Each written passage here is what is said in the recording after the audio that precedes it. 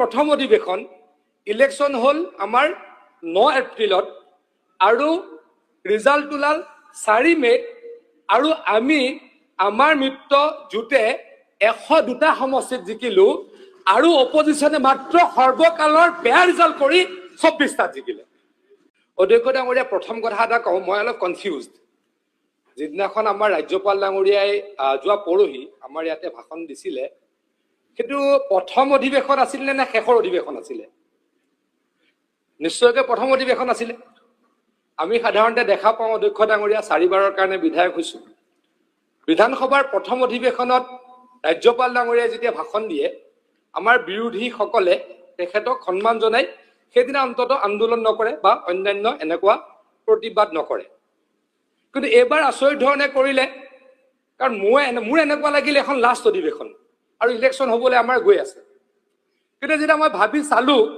Election এখন তাৰপিছত এই হুলস্থুল কৰিলে অধ্যক্ষ ডাঙৰীয়া মূল্য বৃদ্ধি অধ্যক্ষ ডাঙৰীয়া মূল্য বৃদ্ধি কিহৰ কাৰণে হৈছে মূল্য বৃদ্ধি ইৰাণ আমেৰিকা আৰু ইজৰাইলৰ যুদ্ধৰ কাৰণে তেলৰ দাম পৃথিৱীত বাঢ়িছে তাৰ কাৰণে হৈছে অধ্যক্ষ ডাঙৰীয়া এখন মোৰ হাতত লিষ্ট আছে মই লগত সিন্ডিকেট হৈছে নে নাই মই দৃঢ়তাৰে কৈছো লগত সিন্ডিকেট হৈছে নে নাই অধ্যক্ষ ডাঙৰীয়া মই অধ্যক্ষ ডাঙৰীয়া তেখেতৰ নিয়ম ডিষ্টাৰ্ব কৰাটো অধ্যক্ষ ডাঙৰীয়া তেখেতৰ নিয়ম ডিষ্টাৰ্ব কৰাটো এইটো কাম আপুনি এইবাৰ নকৰিব যোৱাবাৰ মই আপোনাক লক্ষ্য কৰিছো প্লিজ মই আপোনাক কৈছো কাৰণ যেতিয়া মানে সন্মানীয় বিধায়কে কথা কয় আপোনাৰ যেতিয়া সময় থাকিব তেতিয়া ক'ব নক'ব প্লিজ অধ্যক্ষ ডাঙৰীয়া এখেতলৈকে পাহৰি গৈছে স্যাৰ মোৰ সময়খিনিত কিন্তু কৈছিলে মই যেতিয়া প্ৰস্তাৱটো পাছ কৰি আছিলো স্যাৰ মই যেতিয়া স্যাৰ প্ৰস্তাৱটো পাছ কৰি আছিলো তেতিয়া কিন্তু গোটেই বিজেপি মানুহখিনিয়ে হুলস্থুল লগাই দিছিলে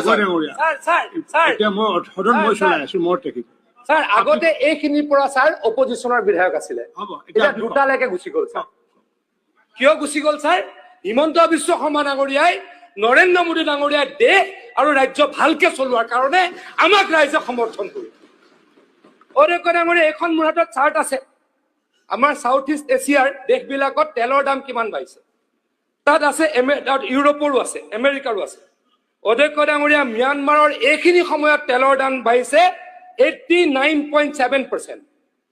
মালয়েছিয়াত তেলৰ দাম বাঢ়িছে অধ্যক্ষ ডাঙৰীয়া 56.3%.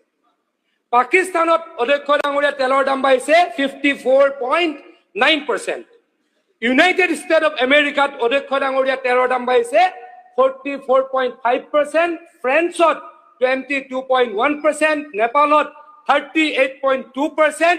জাপানত 99.7% আৰু ভাৰতবৰ্ষত 5% অধ্যক্ষ ডাঙৰীয়া এইটো ভাল কথা হয় নে নহয় নৰেন্দ্ৰ মোদী ডাঙৰীয়া দেশখন ভালকে চলাইছে পৃথিৱীত 40% এভাৰেজত তেলৰ দাম বাঢ়িছে আৰু আমাৰ দেশ ভাৰতবৰ্ষত মাত্ৰ 5% বাঢ়িছে অধ্যক্ষ ডাঙৰীয়া কংগ্ৰেছ দলৰ কেইবাখন ষ্টেটতো চৰকাৰ আছে তেওঁলোকে কিহৰ মূল্য বৃদ্ধিৰ কথা কয় তাতে ভেট কমাই দিলে হৈ গ'ল তেলেংগানাত ভেট কমাই দিয়ক কৰ্ণাটকত ভেট কমাই দিয়ক কেৰালাত ভেট কমাই দিয়ক তাতেতো ভেট কমোৱা নাই আৰু ইয়াত আহি তেওঁলোকে আন্দোলনৰ নাটক কৰে অধ্যক্ষ ডাঙৰীয়া তেওঁলোকে আকৌ কৈছে পাহৰি গ'ল মাত্ৰ 1 মাহৰ আগত হোৱা ইলেকশ্যনত তেওঁলোকৰ অসমৰ ইতিহাসত সকলোতকৈ বেয়া ৰিজাল্ট হৈছে আপাৰ আসামত অধ্যক্ষ ডাঙৰীয়া মাত্ৰ 2টা সমষ্টিত অপজিশ্যন জিকিছে তাতে নাও বৈচাটো কেনেকৈ জিকিছে জানি ভাতৃ জয়প্ৰকাশ দাস ডাঙৰীয়াৰ সমষ্টিত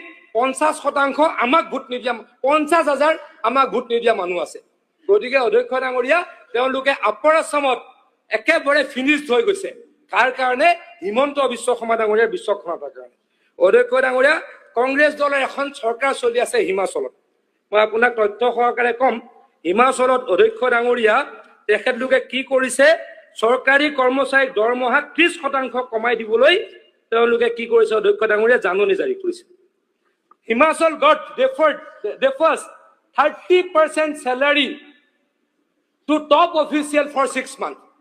অধ্যক্ষ ডাঙৰীয়া কংগ্ৰেছ দলৰ চৰকাৰৰ এয়া বিচক্ষণতা কংগ্ৰেছ দলৰ চৰকাৰ চলি আছে তাত বিচক্ষণতা অধ্যক্ষ ডাঙৰীয়া কংগ্ৰেছ দলৰ চৰকাৰ চলি আছে হিমাচলত তাতে 30% চেলাৰী কাট কৰিছে চৰকাৰী উচ্চপদস্থ বিষয়াসকলৰ আমাৰতো কাট হোৱা নাই অধ্যক্ষ ডাঙৰীয়া আমি এই পে কমিশ্যন দি আছো সেইদিনাখনতো মই আচৰিত হলো অধ্যক্ষ ডাঙৰীয়া আমি যেতিয়া কলে গৈছিলো পশ্চিম বংগলৈ গৈছিলো তাত 7 পে কমিশ্যন চলি আছে অধ্যক্ষ ডাঙৰীয়া, 6 পে কমিশ্যন চলি আছে। আৰু আমি অসমত 8 পে কমিশ্যনৰ কথা কৈ আছো। যিদিনাখন কেন্দ্ৰীয় চৰকাৰে দিয়ে বহাই সেইদিনাখন লগত লগত অসম চৰকাৰে বহাবই বুলি অট'মেটিক সিদ্ধান্ত লোৱা আছে।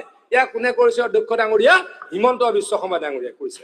এয়া হৈছে বিচক্ষণতা, আৰু সেই বিচক্ষণতাৰ কাৰণে অধ্যক্ষ ডাঙৰীয়া আমি আকৌ কৈছো, এই যোৱা সময়খিনিৰ সকলোতকৈ বেছিকৈ ভাল ৰিজাল্ট কৰি এইবাৰ জিকি আছো। অধ্যক্ষ ডাঙৰীয়া, মই কেইটামান সৰু সৰু কথা কম। এগৰাকী সদস্যই কৈছে যে আমি 5খন উন্নত ৰাজ্যৰ মাজলৈকে যাব পৰা নাই। হয় অধ্যক্ষ ডাঙৰীয়া, 5খন উন্নত ৰাজ্যৰ মাজলৈকে যাব পৰা নাই, কাৰণ আগৰ যে ঘাঁহবিলাক আমাৰ গাত আছে এইবিলাকতো ভাল হোৱা নাই অধ্যক্ষ ডাঙৰীয়া। কিন্তু যোৱা 5 বছৰ ৰিজাৰ্ভ বেংক অফ ইণ্ডিয়াৰ যি report, fastest growing state economy, অধ্যক্ষ ডাঙৰীয়া Assam, the handbook of statistics of Indian states 2024-25, Assam বিগত 5 বছৰত ফাষ্টেষ্ট গ্ৰয়িং মেজৰ ইকনমি হিচাপে অসমে কি কৰিছে? মূৰ দাঙি উঠিছে অধ্যক্ষ ডাঙৰীয়া। মানে যোৱা 5 বছৰত ইকনমিক এক্টিভিটি ভাৰতবৰ্ষৰ যিমান ৰাজ্যত হ'ল সকলোতকৈ বেছিকৈ মূৰ অসমত। ইয়াৰ কাৰ কাৰণে হৈছে? হিমন্ত বিশ্ব শৰ্মা ডাঙৰীয়াৰ বিচক্ষণতাৰ কাৰণে। অধ্যক্ষ ডাঙৰীয়া, নেশ্যনেল এভাৰেজ 28%, আৰু অসমে ক'ত গ'ল? 45%। তামিলনাডুক আমি পিছুৱাইছো অধ্যক্ষ ডাঙৰীয়া, মহাৰাষ্ট্ৰক পিছুৱাইছো, আমি কৰ্ণাটকক পিছুৱাইছো, তেলেংগানাক পিছুৱাইছো অধ্যক্ষ ডাঙৰীয়া, গুজৰাটক পিছুৱাইছো। মানে যোৱা 5 বছৰত সকলোতকৈ বেছি কাম কৰিছে অসমত। এই কাম কোনে কৰিছে? ভাৰতীয় জনতা পাৰ্টি আৰু মিত্ৰজোঁটৰ চৰকাৰ অধ্যক্ষ ডাঙৰীয়া কৰিছে। অধ্যক্ষ ডাঙৰীয়া, আজি আপুনি দেখিছে, আজি এগৰাকী সদস্যই কৈছে যে গৰাখহনীয়াই বহুত মানুহৰ ঘৰ ক্ষতি কৰিলে। মই দায়িত্ব সহকাৰে কম, যোৱাবেলি অধ্যক্ষ ডাঙৰীয়া মই জলসম্পদ বিভাগৰ মন্ত্ৰী আছিলো। যোৱা 5 বছৰ সকলোতকৈ কম অধ্যক্ষ ডাঙৰীয়া গৰাখহনীয়া হৈছে। একেবাৰে স্বীকাৰ কৰিম, তেখেতৰ সমষ্টিত য'ত হৈছে 85 কোটি নে 90 কোটি টকা দি এবাৰ কাম আৰম্ভ কৰিছো। বাৰিষা কাম আৰম্ভ নহ'ল কাৰণে এতিয়া চাগে কাম আৰম্ভ হৈ গৈছে। মই এতিয়া এইকেইদিন ডিপাৰ্টমেণ্টটোত নাই। অধ্যক্ষ ডাঙৰীয়া, আজি যদি লাহৰীঘাটৰ কথা খবৰ লয়, লাহৰীঘাট অপজিশ্যনৰ বিধায়ক আছে অধ্যক্ষ ডাঙৰীয়া, লাহৰীঘাটত 500 কোটি টকা দি গৰাখহনীয়া আমি নাইকিয়া কৰিবলৈকে কাম কৰিলো। এই কাম আৰু কৰিম অধ্যক্ষ ডাঙৰীয়া, আমি অসমৰ ৰাইজক প্ৰতিশ্ৰুতি দিছো। অধ্যক্ষ ডাঙৰীয়া, আৰু বেছি নকওঁ, মাত্ৰ এটা কথা কম, 1 মিনিট আছে। আগতে কোৱাৰ চান্স নাপাওঁ অধ্যক্ষ ডাঙৰীয়া, আগতে মন্ত্ৰী আছিলো। বহুত সদস্যই কয় লোনৰ কথা কয়, ডিবেট কৰিব হ'লেই পলাই দিয়ে।